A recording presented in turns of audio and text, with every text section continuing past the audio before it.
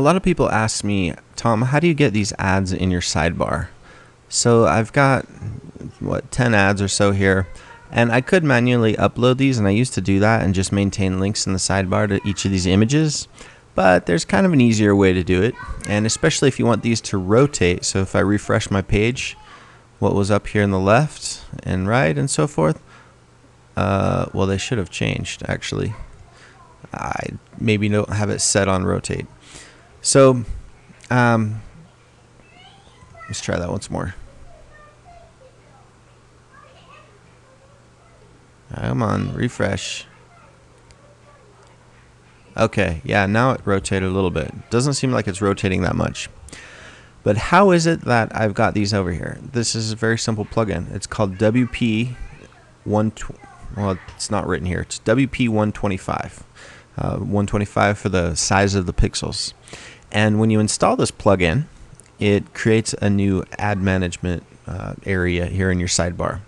So you can come in here and click manage, and you can see all of the ads that you have and their order and so forth. You can edit the links. So for example, if I click edit, I can edit the name, the URL, what it links to, and the slot it's supposed to be at. I've got some other settings as well. So if I go to the settings, I can determine how many are shown, whether it's one column or two. The ad order, this is what I was showing when I would refresh the page, if you want to randomize the order. There's also a setting for like a default widget. So, or it's not a widget, a default ad space. So if you, let's say I set this to 10 and then I saved it, there would be a couple of advertise here images that would link to this ad sales page. So it's very simple, this sort of thing. Now you still have to FTP your ad. So let's say I wanted to add a new ad. I could put the name here, the slot, the URL, whatever I want it to link to. This click tracking thing is a joke. Turn it off. It'll say that your ad has been clicked thousands of times. I'm not really sure why. And then the ad image. So you're gonna have to go into FTP. So I use FileZilla. You'll find your image. I don't think I have any images here, but you find your image, upload it to a directory in probably not your theme, but somewhere in WP content, because you usually don't delete that folder.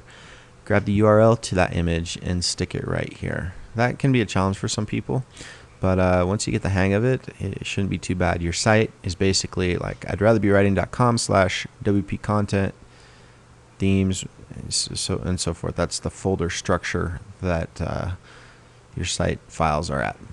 And that's it. You can also control the styles. I have a lot of spacing here, but if I wanted to adjust those styles, if I go to my plugins, I'll actually show you where you can do that. Let's see, I remember I said it was a WP125.